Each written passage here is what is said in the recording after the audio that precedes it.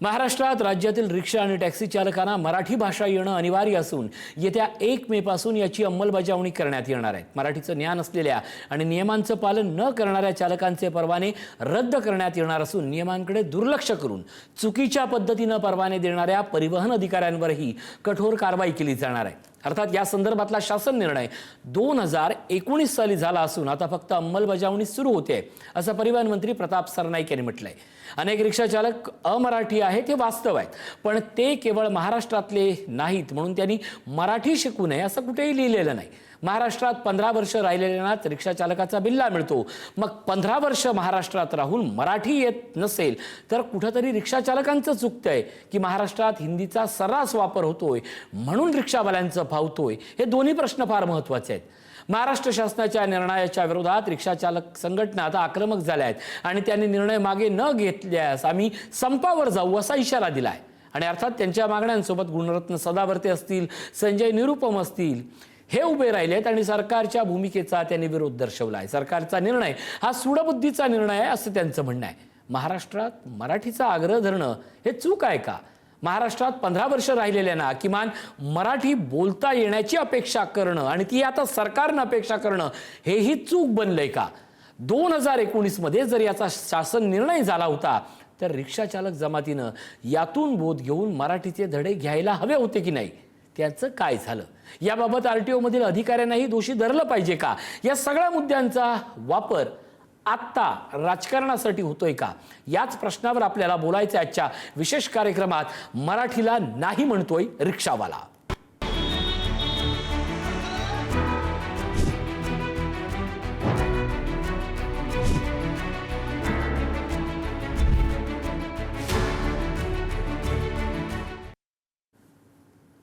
आपण या संदर्भात चर्चा करणार आहोत आणि त्यासाठी आपल्यासोबत मान्यवर असणार आहेत। शिवसेनेच्या वतीनं अरुण सावंत असणार आहेत, त्याचप्रमाणे अविनाश अभ्यंकर मनसेच्या वतीनं असणार आहेत आणि सुनील शुक्ला उत्तर भारतीय विकास सेनेचे अध्यक्ष आपल्यासोबत जोडले जाणार आहेत। ही सगळी चर्चा पुढे नेण्याच्या अगोदर आज या सगळ्याच्या बाबतीत जे राजकारण घडतंय, क्रिया घडते, प्रतिक्रिया घडते, त्याची आलेले काही महत्त्वाच्या प्रतिक्रिया अगोदर आपण जाणून घेऊया।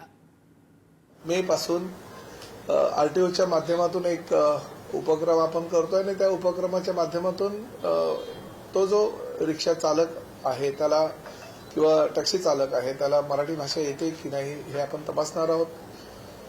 सुरुवातीपासून महाराष्ट्राची आणि प्रामुख्याने परिवहन डिपार्टमेंटची ही भूमिकाच राहिलेली आहे की महाराष्ट्रामध्ये जर तुम्हाला व्यवसाय करायचा असेल तर मराठी येणं अनिवार्य आहे आणि तो आपला अधिकार आहे, आपला तो हक्क आहे आणि त्या माध्यमातून ही मोहीम आम्ही करतोय।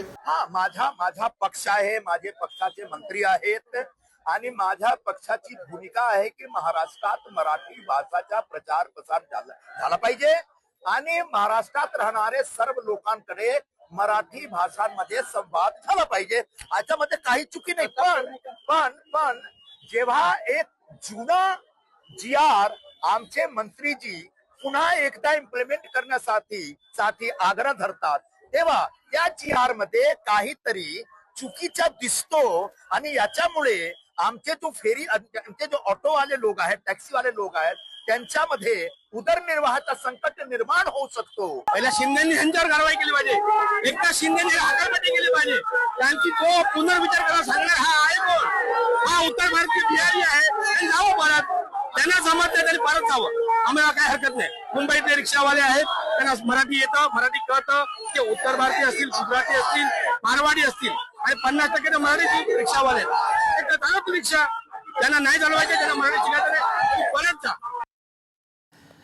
या तिन्ही प्रतिक्रिया फार महत्त्वाच्या आहेत। मूळ प्रतिक्रिया प्रताप सरनाईक यांची, ज्यांनी या सगळ्या निर्णयाचं समर्थन केलेलं आहे। त्यानंतर आलेली प्रतिक्रिया संजय निरुपमांची आणि अर्थातच मनसेच्या जाधव यांची होती प्रतिक्रिया। या सगळ्या संदर्भात आता चर्चा करूया। सुरुवातीला जातोय अरुण सावंत यांच्याकडे। अरुणजी, प्रताप सरनाईक यांचा हा ज्यावेळी मुद्दा समोर आला तेव्हा अवघ्या महाराष्ट्राला समाधान वाटलं, मराठी जनांना समाधान वाटलं, उत्तर भारतीय रिक्षा चालकांनी याबद्दल नाराजी व्यक्त केली। खरं तर एकेकाळी शिवसेनेचाच हा मुद्दा होता, त्याच मुद्द्यावरून अन्य विरोधक, अन्य धर्मीय हे त्याला विरोध करायचे, पण आता शिवसेना विरुद्ध शिवसेना असंच चित्र पाहायला मिळतंय। सरनाईकांची भूमिका, निरुपमांची भूमिका, शिवसेनेची भूमिका नेमकी काय आहे?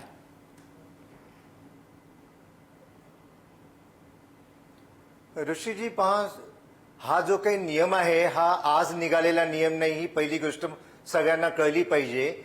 2019 साली पहिल्यांदा हा GR निघाला होता आणि 1989 साली, आणि 2019 साली याच्यामध्ये सुधारणा केली. आता त्या सुधारणेनुसार पूर्वीचा जो GR होता 1989 सालचा तो इम्प्लिमेंट करायचा राहून गेला होता. परिवहन मंत्री प्रताप सरनाईकांनी त्या विषयाला हात घातला. शिवसेनेची जी मूळ भूमिका होती की परराज्यातून जे लोक इथे उदरनिर्वाहासाठी येतात, आपलं पोट भरण्यासाठी येतात, त्यांनी या राज्याची जी मूळ भाषा आहे ती बोललीच पाहिजे. आणि हा नियम देशातील सर्व राज्यांमध्ये लागू आहे की प्रत्येक राज्यामध्ये त्या त्या राज्याची जी प्रांतिक भाषा असते ती प्रथम बोललीच पाहिजे. बाहेरून आल्याने ती सुद्धा ती शिकली पाहिजे. तो जर नियम पुनश्च एकदा लागू करण्याचा, म्हणजे तो जो काही बंद होता त्याचं इम्प्लिमेंटेशन करण्याचा जर निर्णय प्रताप सरनाईक यांनी घेतला असेल तर तो योग्यच आहे.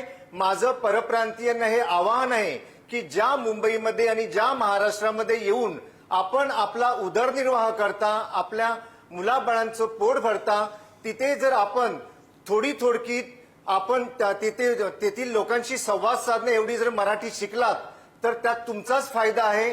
तुमच्या उद्योगधंद्यात त्यामुळे वाढ होईल. महाराष्ट्र राज्यातील जनता आणि तुमच्यामध्ये एक प्रेमाची भावना निर्माण होईल. कोणत्याही प्रकारचा वाद निर्माण होणार नाही, अशी भूमिका जी आमची सुरुवातीपासून आहे. आणि मराठी ही प्रत्येकाने शिकलीच पाहिजे. थोडकी का असेना त्याला अगदी आलीच पाहिजे. व्यावहारिक ज्ञान मराठीचं हे प्रत्येक परप्रांतीयाने घेतलंच पाहिजे. जर रिक्षा आणि टॅक्सी ड्रायव्हरांना 15 वर्ष वास्तव्य केल्यानंतर जर लायसन्स देण्यात येतं तर 15 वर्ष तुम्ही काय केलं, हा माझा प्रश्न आहे. तुम्ही मराठी थोडकी का शिकलात नाही? तुम्ही मराठीचा द्वेष का करता? अगदी अगदी अगदी या सगळ्या संदर्भात आपण बोलूया. तोपर्यंत आम्ही जातोय अविनाश अभ्यंकर, मनसेचे प्रतिनिधी आपल्यासोबत आहेत. अविनाशजी, मूळ अखंड शिवसेनेचा मुद्दा, त्यानंतर मनसेनं हाती घेतलेला मुद्दा, त्यानंतर पुन्हा शिंदेंच्या शिवसेनेनं हाती घेतलेला मुद्दा, एकूणच सरकारचा असलेला निर्णय आता पुन्हा चर्चेत आलाय. कालपर्यंत ही भूमिका काही राजकीय पक्षांची होती, आता पण हा सरकारचाच मुद्दा आहे. जो सरकार सांगेल तो मुद्दा इथल्या प्रत्येकाला मान्य करावा लागतो. आता त्याचं थोडक्यात अंमलबजावणी स्तरावर आलेला हा मुद्दा, आणि या मुद्द्यावर मनसे आता सरकारच्या नजरेतनं हा मुद्दा कसा पाहते? कसं आहे, बोलू मी? तुम्हाला ऐकायला येतंय? हो येतंय, बोला सर. माझा आवाज तुम्हाला ऐकायला येतो? हो येतोय, स्पष्ट बोलत सर. बरं. कसं आहे, तुम्ही सन्मान्य सुरेश भटांची जी कविता आपण ऐकली असेल, लाभले आम्हास भाग्य बोलतो मराठी, त्यात 2 ओळी महत्वाच्या आहेत. असंख्य पाहुणे पोसते मराठी, आपल्याचं घरात हाल सोसते मराठी. आणि हेच राजसाहेब ठाकरे गेले 19 वर्ष ओरडून सांगतात. जेव्हा कोणी इथे येऊन धंदा करतं, मी नेहमी ऐकतो की लोक म्हणतात की कोणालाही कुठेही जाऊन धंदा करण्याचा, व्यवसाय करण्याचा अधिकार आहे. मग जर व्यवसाय करण्याचा अधिकार आहे तर दुसराही नियम असा आहे की त्या त्या राज्याची भाषा ही शिकणं अनिवार्य आहे का नाही ह्याचा विचार करा. स्वतःची राज्य कंगाल आहेत, ते नोकऱ्या आणि धंदे देऊ शकत नाहीत, म्हणून तुम्ही महाराष्ट्रात येता. महाराष्ट्रात सुबलाम सुफलाम आहे, महाराष्ट्र जनता संयमी आहे, शांत आहे. त्यामुळे काय झालंय, मराठी जनतेला गृहीत धरून मी काही यूट्यूबर्सचे व्हिडिओ पाहिले, त्यात काही रिक्षावाले सांगत होते की जाओ हम लोग मराठी में बात नहीं करते, जो करना है करो. नंबर 1. दुसरं जे ऐकलं, महाराष्ट्रात येत आहे, धंदा करताय, 10 वर्ष तुम्ही इथे पैसे कमवताय, तुमची कुटुंब पोसली जात आहेत, तुमच्या गावात तुम्ही पैसे पाठवताय, कमवायला आमची ना नाहीये. परंतु इथे येऊन तुम्ही तर सांगताय, एकाने सांगितलं की हम लोग अगर बंद करेंगे तो देखिए कौन रिक्षा चलाएगा. ही भाषा बरोबर आहे महाराष्ट्रात राहून? आणि शेवटी प्रताप सरनाईक, मला नवल काय वाटलं, संजय निरुपम त्यांच्याच पक्षाचे, म्हणजे सत्ताधारी पक्षाला विरोध करतोय. त्यांना रस्त्यावर याचे कारण काय त्यांना प्रताप सरनाईक भेटत नाहीत. आणि त्यांनी जो नियम सांगितलाय, जरी मी विरोधी पक्षातला असलो तरी हा महाराष्ट्र आहे, हा मराठी माणसाने घडवलेला आहे, हा 106 हुतात्म्यांनी घडवलेला महाराष्ट्र आहे, लक्षात ठेवा. हा छत्रपतींचा महाराष्ट्र आहे. आणि दुसरा थोडक्यात सांगतो, बघ मला पाहिजे कमी वेळ द्या, मी तुम्हाला तर नियम वाचून दाखवतो. बॅच संदर्भातले DL आणि बॅच संदर्भातील नियमांना न्यायालयाने स्पर्श केलेला नाही. रूल 24 MMVR ह्याच्यात कायद्याची स्पष्ट अट आहे. Rule 24 Grant of authorisation batch two drivers The applicant shall possess a valid driving license and shall have adequate knowledge of Marathi language and topography of the area for which the authorization is applied. म्हणजे कायदा स्पष्ट सांगतो की चालकाला मराठी भाषा ज्ञान आणि आली पाहिजे. मग ती जुजबी असेल किंवा संयोजनापुरती असेल ती आलीच पाहिजे. आणि स्थानिक टोपोग्राफिकल ज्ञान की आपल्याला कुठे जायचंय, ते स्थान दादर पासून परळला कसं जायचं, कुठल्या भागात जायचं, थोडक्यात ह्याचं ज्ञान असणं आवश्यक आहे. आणि टू कन्क्लूड, माननीय उच्च न्यायालयाने बॅचसाठी मराठी ज्ञानाची अट ही अबाधित ठेवलेली आहे. पृष्ठ क्रमांक 18, परिच्छेद क्रमांक 14, rule 24 applicable in batch domain, हे एक. आणि मी जे काय आकडे ऐकतोय की 15 लाख रिक्षावाले, तर हे जे मुंबई MMR आहे ह्याच्यामध्ये Mumbai central, Mumbai west, east, Borivali, Thane, Vasai, Panvel, Kalyan, Mumbai, Raigad, ह्याच्यात आमच्याकडे जो आकडा आलाय हा सॉरी मी जास्ती वेळ घेतो, मला नक्की कमी वेळ द्या, तो 4,17,18,000 आहे. हे घ्या, हा इकडे आहे, हा MMRचा आकडा आहे. 15 लाख परमिट आली कुठून? आणि ह्याच्याकरता माझी प्रताप सरनाईकजींना, अरुण सावंतच्या माध्यमातून विनंती करायची आहे की पहिल्यांदा जे परिवहन खात्यात जो भ्रष्टाचार आहे ना, तो आमच्या पक्षाचे वाहतूक सेनेचे अध्यक्ष आहेत संजय नाईक यांनी तो चव्हाट्यावर मांडला होता. कळलं का? ही बोगस डोमिसाईल देणं, हे बोगस डोमिसाईल आहे, हे बोगस डोमिसाईल आहे, जी बेसिक अट आहे. पहिलं ते परिवहन खातं धुवून स्वच्छ करा, म्हणजे असली परमिट द्यायची नाही. तुम्हाला एक शेवटचं वाक्य वाचतो, मग तुम्ही दुसरीकडे जा.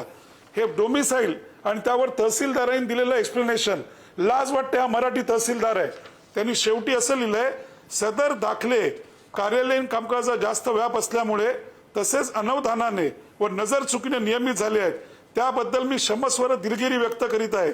तसे भविष्यात अशी चूक होणार नाही याची मी दक्षता घेईन. हा एक दाखवलाय, हे माझ्याकडे बंच आहेत.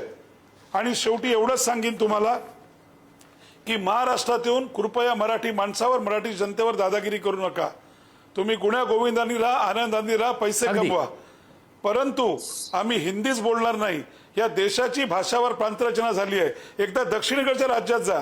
किंवा माझा खास करून प्रश्न आहे या संपकऱ्यांना की उद्या आमचे जर कोणी UP बिहारला गेले तर तिथे तुम्ही मराठी भाषेमध्ये बोलायला द्याल का? तुम्ही मराठीचा स्वीकार कराल का? तिकडचे खासदार काय दिवे पाजवतात हे आम्ही कायम ऐकत असतो. Moral of the story is that कृपया मराठी माणसं शांत आहे, म्हणजे संयमी आहे, म्हणजे तो सतत शांत बसणार नाही. तुम्ही जर त्याच्या अंगावर आलात तर तो ऐकून घेणार नाही. जे प्रताप सरनाईकजी सांगतायत ते नियमाने सांगतायत. इथे यायचं, पैसे कमवायचे, सगळं करायचं आणि नंतर मराठीचा द्वेष करायचा. हे राजसाहेब ठाकरेंची महाराष्ट्र निर्माण सेना किंवा महाराष्ट्र सैनिक खपवून घेणार नाहीत. हे अत्यंत मी नम्रपणे नमूद करू इच्छितो. अगदी अविनाशजी, तुमचा मुद्दा पूर्णपणे समजून आलाय आणि तो समजून घेण्याची महाराष्ट्रानं गरज आहे हे मी म्हणतो. यावर आपण सुरुवातीला शिवसेनेची म्हणजे सत्ताधाऱ्यांची भूमिका ऐकली, आजपर्यंत या मुद्द्यासाठी झगडतायत त्या मनसेची भूमिका ऐकली. आता भूमिका ऐकून घेऊया. नवी मुंबई रिक्षा टॅक्सी संघटनेचे संस्थापक मारुती कोंडे आपल्यासोबत आहेत. जे प्रत्यक्ष व्यवसाय करतायत त्यांची भूमिका काय, मराठी माणूस प्रतिनिधी म्हणून असेल किंवा व्यावसायिक म्हणून. मारुती कोंडे, तुमची या सगळ्या प्रश्नावर प्रतिक्रिया काय आहे? महाराष्ट्रात काही व्यवसाय करायला मराठी येणं अनिवार्य आणि गरजेचं आहे. आम्ही मराठीला कोणताही विरोध केलेला नाही किंवा कोणत्याही रिक्षा चालकांनी अशा मुजोरीनी असा शब्द वापरूही नाही. महाराष्ट्रात आल्यानंतर मराठी ही आलीच पाहिजे, परंतु ही मराठी वापरत असताना कोणता कॅटेगरी वापरला पाहिजे हे सुद्धा पाहिलं पाहिजे. आज माननीय परिवहन मंत्री प्रतापजी सरनाईक यांनी अगदी 2-4 दिवसापूर्वी एक अध्यादेश काढला आणि 1 मे पासून रिक्षा चालकांना मराठी येणं अनिवार्य आहे. न आल्यास त्यांचे परवाने बंद केले जातील.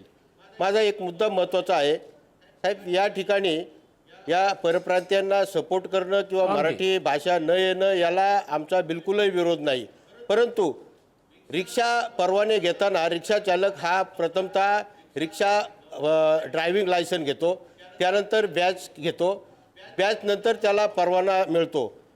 या परवान्यासाठी बॅचसाठी 15 वर्षाचा रहिवासी दाखला लागतो. हे जे स्थानिक तहसीलदार देतात. स्थानिक पोलीस स्टेशनकडून त्यांना NOC काढावी लागते आणि त्यानंतर सर्व प्रक्रिया पार केल्यानंतर RTO अधिकारी त्यांची परीक्षा घेतात आणि परीक्षेनंतर त्यांना बॅच दिला जातो.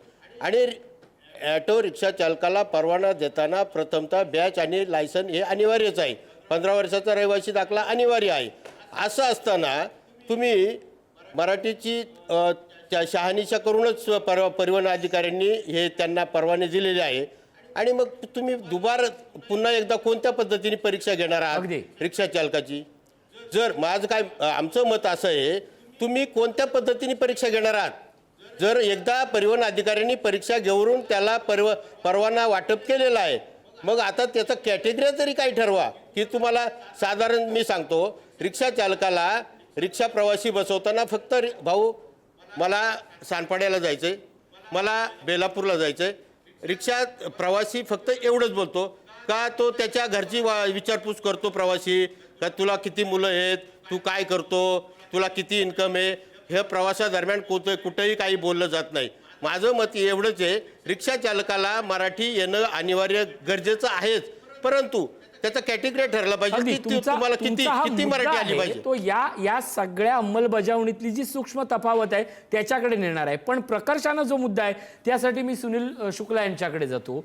सुनीलजी, नियम आहे, तो नियमाची अंमलबजावणी आता करण्याची वेळ आली आहे. म्हणणं एवढंच साधं आहे की संवादाची भाषा, जुजबी भाषा मराठी पाहिजे. त्या जुजबी भाषेला होय मला मराठी येते एवढं म्हणायला ही काय अडचण आहे आणि काय तुमची भूमिका आहे? देसाई साहेब, अगोदर मी एक विचारण्यात इच्छितो जे शिवसेनाचे प्रवक्ता आहेत. आता 6 महिने हा इलेक्शन होणार आहे युपीला. काहीतरी यांचं भांडण झालेलं आहे या दोघां पक्षामध्ये, बीजेपी आणि शिवसेनामध्ये. हे आर्म ट्विस्टिंग मेथड म्हणतात. 6 महिन्यानंतर हा विषय संपवणार आहे, हे स्वतः संपवणार आहे. यांच्या कुठलंही एक टार्गेट असेल की बीजेपी सोबत आपण कुठलं तरी एक डील झाली पाहिजे आणि त्याकरिता आपण युपी बिहारचं जे एक अल्गोरिदम वोटिंग पॅटर्न आहे ते इकडनं मुंबई महाराष्ट्राहून आपण हे खराब केलं तर तिकडे असर पडणार. म्हणून नरेंद्र मोदी किंवा अमित शहा हे मुद्द्यावर बोलणार, परत घ्या मुद्दा आणि ह्या मुद्द्यावर जास्त बोलू नका, असं होईल पुढे. पण आज हे जे निर्णय घेतलेला आहे की अटी आली पाहिजे.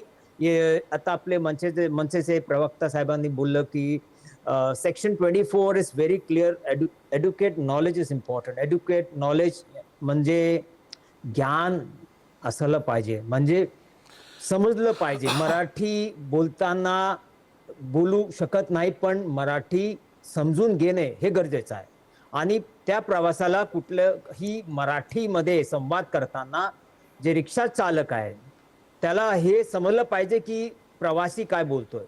आणि हे जर आपण समजून घेतलं तर हे अटी टाकणे हे चुकीचं होईल. कारण आपण शाळेत शिकतो.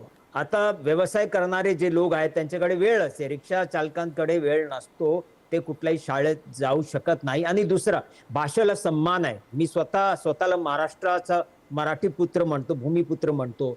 पण जे भारने आले, माझे आजोबा किंवा जे आपले पुरखे जे इकडे आहेत म्हणजे सिनियर सिटीजन, त्यांना बोलता येणार नाही. तुम्ही त्यांना बोलला की तुम्ही रिक्षा चालू शकणार नाही, म्हणजे त्यांचा व्यवसाय म्हणजे घरामध्ये एक असतो ना की आपण व्यवसाय काय करायचा.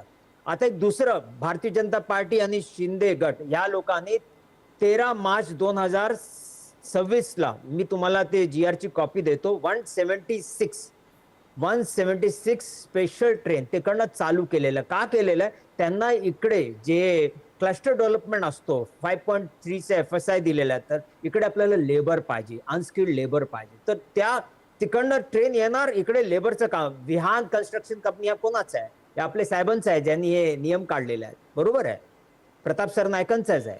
आता त्यांच्याकडे 95% हे युपी बिहार झारखंड इकडनं येणारे लोक तिकडे काम करतात.